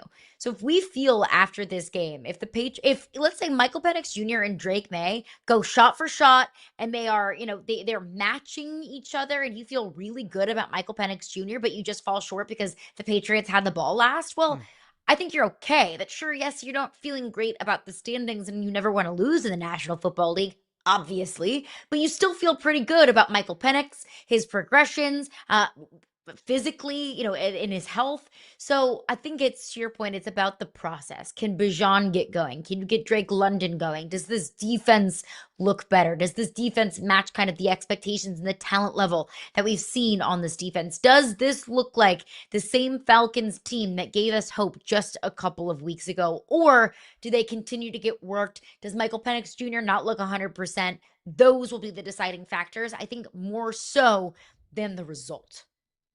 What about, so Bears Bengals feels like it's must win for everybody involved. I get on it, but it just feels to me like the Bears need this more, right? Like the Bears still have some expectations, and they're still trying to figure out with the new coach and this quarterback combo of Caleb and Ben Johnson. There's so much that's still being answered about the Bears while they're still in this thing. It feels like the Bears need this even more than the Bengals, even though they both need it. I'm with you. And I don't even know if I would call this a must win for the Bengals. Because sure, maybe statistically they're not out of it, but they're 3-5. And Joe Flacco's status is in question for this weekend. And they're a way different team with Jake Browning than they are with Joe Flacco and surely, obviously, with Joe Burrow. It just feels to me that this Bengals season is over. And that it's been over since Joe Burrow was declared out for the next 3 months with a turf toe injury. By the time he gets back, I think the season is going to be too far gone. Like, I don't view the Bengals as a serious contender for anything at this point. So it's really all about the Bears. There is so much hope and optimism for the Bears going into the season that you want to see Caleb Williams continue to take those steps forward. You want to continue to see what you have in your head coach, Ben Johnson. You want to see some of these offensive weapons, the DJ Moores, continue to build that chemistry with Caleb Williams and continue to see him get some game action. So I think this is so much about the Bears and really deciphering who they are, because I don't really think I have a good grasp on who the Bears are right now and what their identity is and how they want to win football games. Well, we're trying to figure out the identity of the Steelers now, too. Let's acknowledge the fact that the Ravens won last night, and now the Steelers have to take on the Colts. The Steelers, watching this lead just dissipate in front of them. I know it's hard when you're taking on a 7-1 team that's playing so well, a 7-1 team that's favored in this game. But, man, it feels like the Steelers – 4-3. If they drop to 4-4, pure panic in Pittsburgh. Yeah. I mean, I initially said, we were talking about our Halloween costumes. I said the Steelers, they're fake. I don't believe in them. But if you keep winning, it doesn't matter how you win games. If you keep winning, that gets you to the playoffs. I mean, right now, yes, the Steelers lead the division, but as long as the Ravens keep winning, which it looks like they'll continue to do based off of what we saw last night. I get it. I know it was against the Dolphins, but still Lamar Jackson looked like Lamar Jackson. If the Ravens keep winning games and the Steelers continue to fall back in the win-loss column, then the Steelers will get eclipsed by the Ravens and the Steelers won't make the playoffs. That's not the expectations of the Steelers team. They didn't do all of those moves in the offseason and sign Aaron Rodgers to a 1-year deal in the offseason just to fall short of the playoffs. So yes, this feels like a huge one for momentum, not just notching another game in the win-loss column and staying above water and staying above the Baltimore Ravens, but also that's a massive statement if you take down the Colts the way the Colts have been playing all season long, even in their one loss. That was a game they totally could have won against the Rams. Yeah, they are who we thought they were moment. Like the Ravens are turning to be exactly who we thought they were going to be. And the Steelers are turning into a pumpkin. Like it just feels like it's happening in front of our very eyes. It's going to be up to Aaron Rodgers to play lights out to have a shot in this game. What about the Texans? The Texans have taken 3 of their last 4, but let's not get it twisted. Like if we're being honest right now, the Texans are 3-4, and they've got a big game going against Denver. If they fall to 3-5, that feels to me like that is absolute. Like you're past backs against the wall. That's one of the bigger disappointments of the season. If we're suddenly halfway through the season and they're 3-5. It does. It does, but I kind of feel the same way about this game that I thought about what game did we talk about off the top? Gosh. Atlanta. For Atlanta. Yep. If you lose to a good team in the Denver Broncos that has one of the best defense, if not the best defenses in the National Football League, is that really, can you consider that like a must-win, can't-lose kind of game? That I don't think, the Houston Texans, let's say, keep it close with the Broncos. They're able to capitalize off of a Bo Nix interception, which feels inevitable these days, but they just can't get enough going against this Denver Broncos defense. I'm not going to wake up on Monday morning and feel significantly different about the Houston Texans. If it's a fluky, weird Bo Nix game where he turns the ball over a couple of times and the Texans are able to just not make mistakes and capitalize off the mistakes of the Broncos, again, I don't know how much different I'm going to feel about this team. So I don't feel like the stakes are as high for the Texans as maybe some other teams that we've already talked about. I hear you on that, but this is where we always look at the schedule that's coming up. If they lose Sunday and fall to 3-5, they still have a game versus the Bills. They still have a game versus the Chiefs. They still have a game versus the Chargers, and they have 2 games left against the Colts. That doesn't even include the Jags, who I think might be a favorite in that game also. So it's not hard for me to come up with 5 or 6 more losses on the schedule for the Texans. If they fall to 3-5, it's not hard for me to get them to 7-10 this year. And 7-10, I'm sorry, like this Texans team took such a leap forward in CJ Stroud's first year that we were talking about, they can start to compete with the Chiefs. I think we have to have a different conversation about where the franchise is if they finish this year with the talent that they have. Yes, they have offensive line issues, but if they finish this year with the talent that they have, 7-10, that to me feels like a disaster for Houston. So I hear you. Like, the context is this 1 week shouldn't matter that much, but boy, it makes me nervous given what they have left ahead of them. And that's a very fair point, that it's a disaster for Houston, not just in this season, but it's a disaster for Houston because where do you go from here? Because if you have let's say if they do finish 7-10, because they've got, like you mentioned, a matchup with the Jags, they go to Tennessee, take on the Titans. That's a game that they should win. Play the Cardinals, play the Raiders. Those are all games that the Texans on paper should win. But let's say if they go 7-10 on this season, now you have one really good year of CJ Stroud, where he's the offensive rookie of the year, and then 2 bad seasons. A season after you fire Ben Johnson, the offensive coordinator, and a season where at 7-10 you're more than likely missing the playoffs. Maybe that's just who this team is. Maybe the outlier starts more and more to become CJ Stroud's rookie season, and what he is and what this team is more of what we've seen this season and last season. And that's where I think the real crux of the panic starts to come from, of we thought we had our guy. We thought we had the future and the savior of our organization and our franchise, but it turns out maybe it was just a fluky rookie season that where all of the pieces came together and matched, and those pieces just aren't matching anymore. All right, we're going to go from the things we expect to figure out what Vegas is expecting over a big weekend across the landscape. Ben Fawkes going to join us next. We'll get his thoughts on the NFL, college football, World Series, all of it coming up next.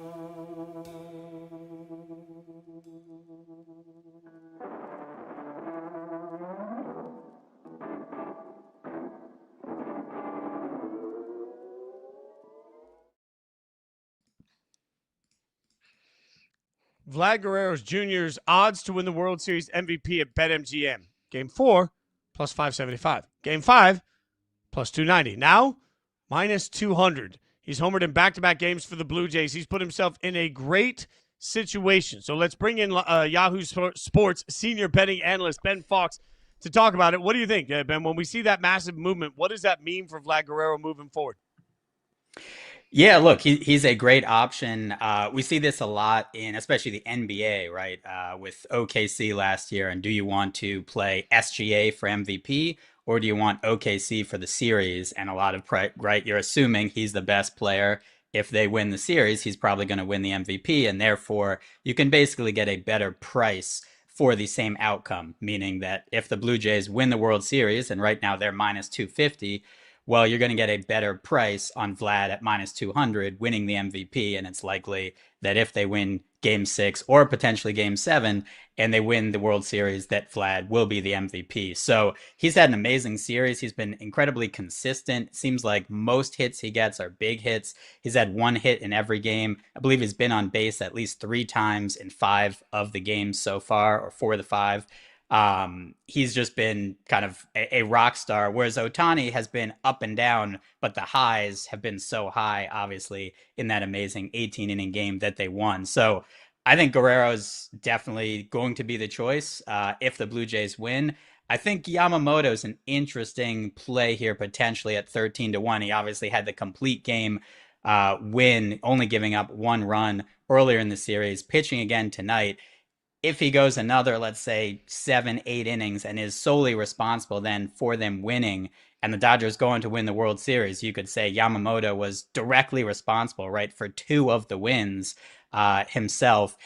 I think that's going to play certainly with voters. Again, he's 13-1. It's not, plus 350 or anything, but I think there's a shot there, as well as you had that visual, right, of the 18-inning game, him warming up potentially to go in because they were running out of pitchers. I think people are going to also remember that as, hey, this is a selfless guy. He just pitched a complete game, and he's ready to go in again, as well as how dominant he's been. So a long way from there. They obviously need to win 2 games, including tonight's game. But I think that's an interesting play at 13-1. Those odds a little longer, maybe depending on how Yamamoto pitches. Yeah, Yamamoto has been lights out. And I'm selfishly glad he's on the mound tonight because I think he gives the Dodgers such a great chance to win. And we deserve 7 games in this series. True. So we deserve 7 games as a sports society. I mean, this series has been delivering. And so does the Chiefs and Bills. Every time, regular season or postseason, Chiefs and Bills always deliver. And they will face each other this weekend. The Chiefs are a 2-point road favorite. And this is just the second time that Josh Allen is a regular season home underdog since 2021. In your opinion, what does that say about how the bettors feel about this Chiefs team? Yeah, so odds makers, I spoke to 5 odds makers this week for a piece I did for Yahoo, and all of them unanimously had the Chiefs as the top power-rated team in the NFL. So not something that seems unexpected in week 8 of any normal season. I think definitely unexpected based off of what we saw the first couple weeks with the Chiefs this season. Obviously, Rashee Rice back, defense looking a little better. Patrick Mahomes, now the MVP favorite. The Chiefs also the Super Bowl favorite. They seem to be back to kind of where we expected them to be. But as you said, this is not a normal position for the Bills. Josh Allen is very, very rarely a home underdog. It is only the second time since 2021, and the first time was in week 1 when they opened as a favorite and closed as an underdog against the Ravens. Obviously came back to win that game. This is going to be the most bet game. The highest handle on Sunday at sportsbooks is going to be, I think, pretty evenly bet, though. The public slightly favoring the Chiefs right now, but the Bills are always going to receive a lot of support, especially as a home underdog as well. I think what's interesting is this Bills rushing attack. They're number 1 by DVOA, but their rushing defense is 3rd worst in the NFL. They're giving up over 5.5 yards per play, which is not where you want to be. So they can't stop the run. They can run the ball. Josh Allen has looked good, but hasn't been necessarily in MVP form, whereas Patrick Mahomes has been the last few games. It should be another fantastic game. The Bills have won they're 4-0 straight up and against the spread against Kansas City in the regular season, the last 4 matchups. The regular season hasn't been the issue, as we know.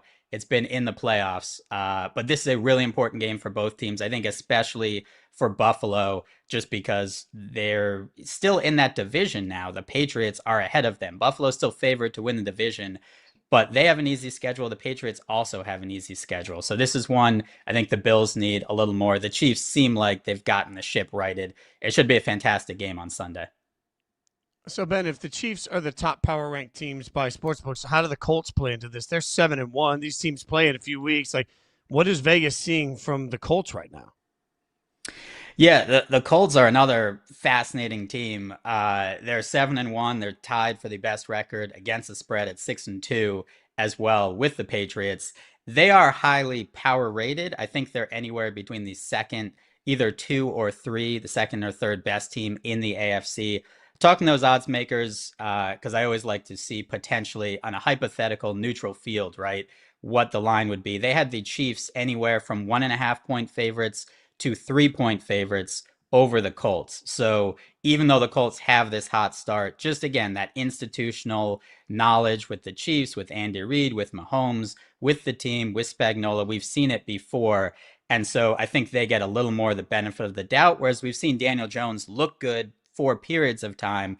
We've also seen him fall apart a bit, a la Sam Darnold with my Vikings last year, where you can look great for a period of time and then maybe in the playoffs not look so good. So the Colts still a higher power rated team. And that offense, I mean, they are number 1 overall by DVOA, and their offense is the 4th best offense through 8 weeks that any team has been since 1978, according to FTN Fantasy by DVOA. So it's a historically good offense. The defense is still 12th, so still a good defense as well. And they are a 3-point favorite at Pittsburgh. The public is all over the Colts, as you would expect. There was some sharp money at Colts -2.5 at some sports books to push this to 3. 94% of the money, 89% of the bets at BetMGM right now on the Colts to cover. So they are 6-2. They are hot, and they tend to cover all these games. And we just saw the Steelers lose a game at home against the Packers. So public tends to bet what it saw last. But the Colts have looked really good this season. I think they'll keep moving up those power ratings, but I wouldn't expect them to jump the Chiefs until those two teams play later this season, and we'll see what happens in that game. Yeah, the Colts have been such a blast to watch. We're talking about some heavyweights this season in the AFC. What about the Ravens? Because they're still the betting favorite to win the division, even when feels like they're a far cry from being atop the division. So odds makers haven't given up on the Ravens, but how are they power rated in the grand scheme of the entire league? Yeah, the Ravens were either the number 1, I'd say number 1 to number 3 before the season. And again, that's with a healthy Lamar Jackson, a healthy defense. They're creeping right there. I think they're right around the top 5, potentially a tier lower. I think they need to play a couple of other good teams to really see that, hey, they're back. And even though their defense has gotten healthier, Lamar Jackson obviously back, I don't think we can overlook, too, just the ceiling with Brandon Madubuike. Probably butchered that name, but the defensive tackle out for the season. That's such a big loss for the run defense. And that hasn't necessarily been the same. They haven't, you saw against the Dolphins, even in the first half, Dolphins going up and down the field last night on Thursday night, just not scoring touchdowns, a lot of rushing yards for Achane. So I think that's potentially going to be a problem for the Ravens. This has been a great story as well, I think, just in terms of gambling news, right? This is a perfect, opportunity to use the odds to tell a story, even though the Steelers were up, I believe, at least 2.5 games in the division.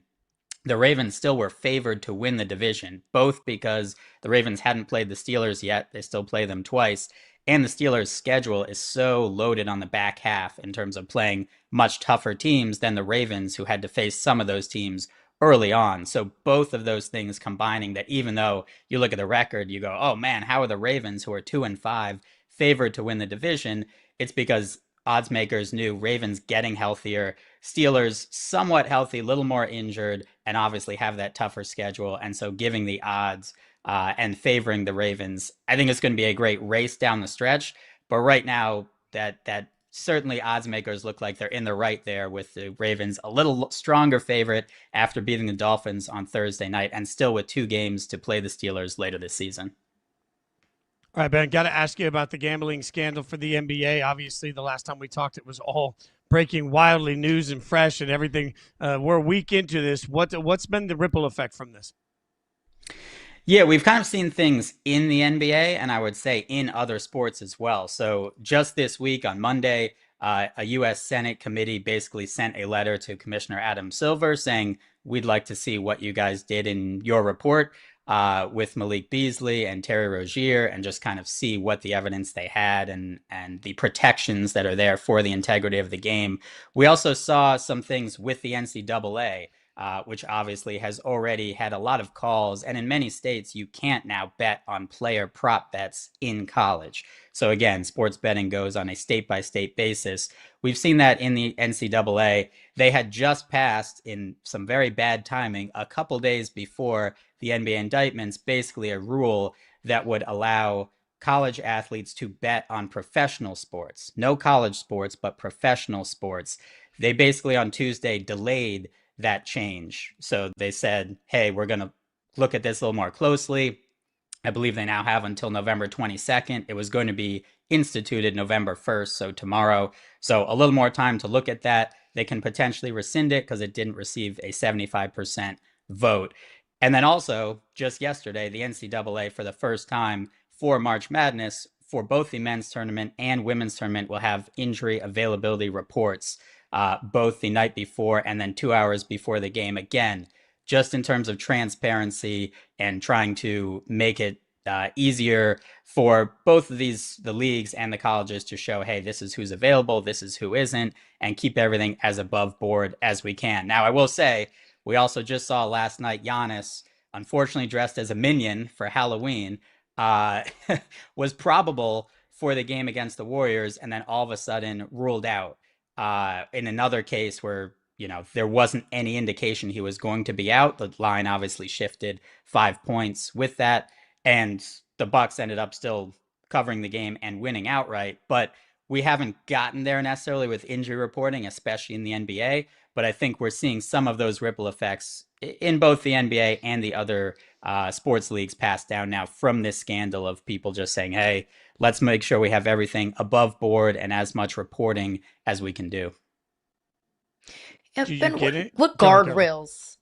Yeah, sorry. What guardrails would be in place, either for the NBA or the NCAA or any of these professional leagues, would be in place to ensure that these are good faith injury reports? I've seen several college football coaches add 15 players to the injury report as questionable or probable just for tactical advantages.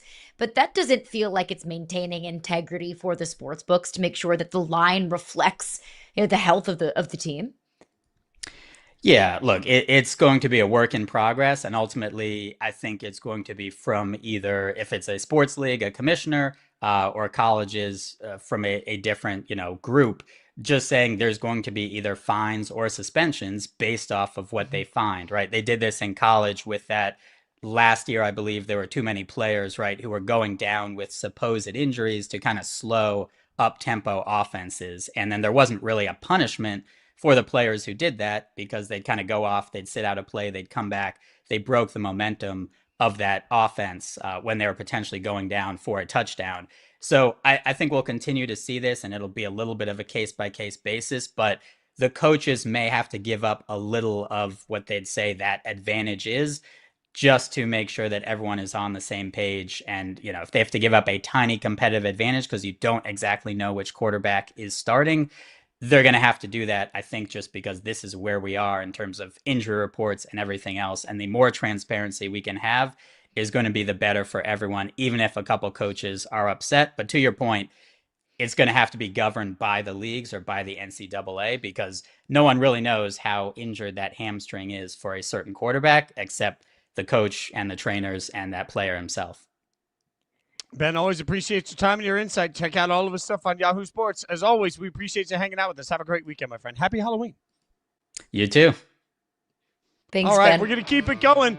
I'm about to go full Geno Smith because I'm going to throw out some picks. Oh, Yahoo Sports Daily Pick 6 coming next.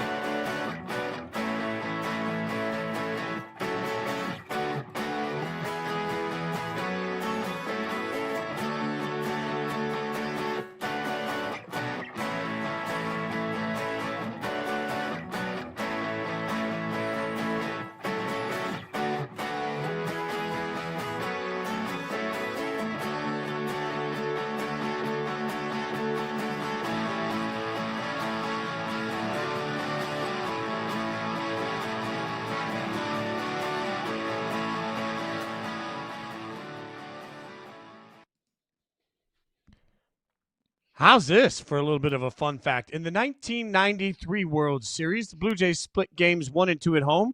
They take they take 2 out of 3 on the road, I should say.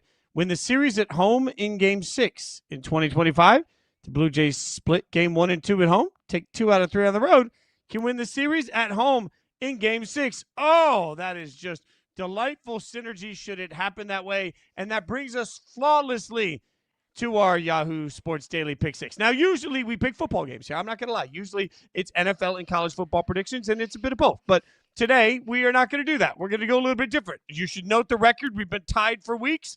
Had a big week last week. I've taken a slim lead. So we're going to start this thing with Still the first game. We're going to start with the series. So to be clear, we're picking the World Series here. Dodgers, Blue Jays. Who wins this series over the course of the weekend? Caroline Fenton, I'll let you go first. I think it's Toronto in 7. I felt like so much conversation going into this World Series was Dodgers in 4. Maybe they'll do it in 5 just to be nice. But I think that was very much so underestimating this Toronto Blue Jays team. And I'm giving this team the credit that they deserve. They've looked like the better team through 5 games. They've had more reliable pitching. They've had significantly more offense than the Dodgers. I think that continues. I think Yamamoto gets the win tonight, but Toronto wins it in 7. Well, this is for the series overall. I will agree I'm taking Toronto. I still think Toronto wins tonight. I think that the Rogers Center is just going to be absolutely electric tonight. It is going to be a wild vibe. It is going to be an incredible environment. All treats, no tricks. All right, let's get to the NFL. Broncos at Texans. Who you got on this one? Give me the Broncos. Although I don't really wholeheartedly trust Bo Nix, he hasn't given me reason to trust him. I trust Sean Payton. I trust this defense significantly more than I trust anything on that Texan sideline. So give me the Broncos. Yeah, I like the Broncos in this one also. And you're right. The Bo Nix trust isn't going to come anytime soon. I think Bo's going to make some mistakes in this game. The Texans will get him a few times, but the Broncos defense is, even without Surtain, is still going to be too good. I like the Broncos, and frankly, I like in what I think is going to be a higher scoring game than Vegas thinks. All right, one of the biggest college football games of the weekend, Vandy, Texas. Big statement opportunity, a noon kickoff Who you got in this one? This game has no right being a noon kickoff. This is so much more of a better game than in the noon window. What are we doing? What are we doing? But these are two teams that are going on wildly different trajectories than any of us could have anticipated, or at least me. At least I could have anticipated. I'm taking Vanderbilt to beat Texas. I've not been impressed by anything Texas has done. It took a mini miracle to beat Mississippi State, who hasn't won an SEC game in 2 years. Vandy is rolling. Vandy is not a fluke. Vandy's not getting lucky. Vandy is just out toughing everybody. I think Vanderbilt wins. And frankly, Fitz, I don't even really think it's going to be that close. Yeah, Vandy wins big in this one, and Vandy runs football. Like we keep talking about Diego Pavia, rightfully so. He's a great story. Vanderbilt's going to win this football game because they can run the damn football, and I don't trust whatever Texas, I almost called them Texans, puts at the quarterback position. But most importantly, I don't think Texas is going to slow down Clark Lee's team from running the football. So we agree. We agree on too much. Let's get to the game of the millennium. This is too much agreement. This is the most important game in the history of all football games. If I sold it better, it's fine. Chiefs at Bills Sunday at 4:25 in the afternoon. Who knew that they'd want to put that on against the Raiders-Jags game? But I guess they tempted fate. What do you got for us, Chiefs and Bills? How in the world am I going to be able to choose between those two games? Game of the century, or at least that's how it's going to be sold to us. Give me the Bills. I understand the Bills can't beat the Chiefs in the postseason, but we know what the Bills can do? Beat the Chiefs in the regular season. The Chiefs still haven't found consistency, even though I still think the Bills should be and are power ranked number one in my own personal power rankings in the NFL. I think the Bills find a way to win this one with a little bit of Josh Allen razzle-dazzle and some magic. God, I love the idea of Josh Allen win this football game. I love the idea of the Bills just absolutely destroying the Chiefs. I love everything about what this game could present. I also believe in my heart of hearts that the Kansas City Chiefs, barring injury, are going to finish the season 14-3 with the number one seed in the AFC, and they are going to go back to the Super Bowl. I don't think the Chiefs are going to lose again this year. I think this is the best version of the Chiefs that we've seen in years, and I think that the Chiefs, offensively, I should say, I think the Chiefs win this game, unfortunately. All right, USC at Nebraska. This one, sneaky big. What do you got for us? Yeah, I'm taking USC. I'm not incredibly, inspired by what I have seen from Nebraska in totality. I expected Nebraska to take a big leap forward. Dylan Raiola feeling that much more comfortable and confident in this offense. We haven't really seen that. I think USC has been a very pleasant surprise. Yes, they lost to Notre Dame a couple weeks ago, but that win over Michigan proved to me that USC can do something that I didn't think that they were capable of. And it's out Michiganing Michigan. It was playing tough defense at the line of scrimmage. It was running the football incredibly effectively. I think that loss to Notre Dame was more of a factor of Notre Dame knowing that they had zero margin for error. So I think USC is a much better football team than maybe we're giving them credit for. So I think that USC is able to kind of take on that rough and tumble mentality and take down a Nebraska team that I think is still kind of searching for its identity. Yeah, I think Nebraska wants to make this football game ugly. They want to make it look a lot like Nebraska-Michigan did earlier this year, but they want a different outcome with it. I'm with you. Dylan has not really taken off the way I thought he would. But I'm just tired of agreeing with you. So I'm going to take Nebraska. Matt Rule gets the pump of a new contract. He's got that new money. Everybody's in on this. We're feeling good. This game is at Nebraska. That is a crazy atmosphere, even when Nebraska isn't the best football team. I still don't trust USC, so I'll take Nebraska. And there we go. Now we got two games we disagree on. What about Seahawks at Commanders? Taking the Seahawks. I've been riding with the Commanders for a while now. It's just the unreliability of Jaden Daniels and his injury status. He's been dealing with the hamstring. And the Seahawks defense, the same way why it's so easy to trust the Broncos, it's because of their defense and because I trust Sam Darnold to at least be effective and efficient. Is he going to put up the same kind of pop off the page kind of stats as maybe a Jaden Daniels would? No, he wouldn't. But all I need Sam Darnold to do is get the ball in the hands of the playmakers and play good defense. I feel like I trust the Seahawks just a smidge more. Not just a smidge. I trust the Seahawks more emphatically. So I will take Seattle to win this one. Yeah, I think this is a narrative shaper. Like I honestly believe we're going to have a conversation Monday about the 6-2 Seahawks and whether or not they can be in the Super Bowl. Like Sam Darnold, to your point, we love to put the but on this thing all the time, but if you just look at this team as a whole, the better defense in this game belongs to Seattle. The better running attack belongs to Seattle. The better star wide receiver belongs to Seattle. The better offensive line play so far belongs to Seattle. I just, across the line, I think the Seahawks win this game, and we are shaping a wildly different conversation about the Seahawks. We got to start having it and stop talking about who Sam Darnold was, start talking about who the Seahawks are right now. Most importantly, everybody, have a really safe weekend. Halloween's an incredible time. Be safe. Enjoy the experience. Come back to join us on Monday morning. Send us pictures of your costumes. She's Caroline Fenton. I'm Jason Fitz. We'll see you Monday on Yahoo Sports Daily.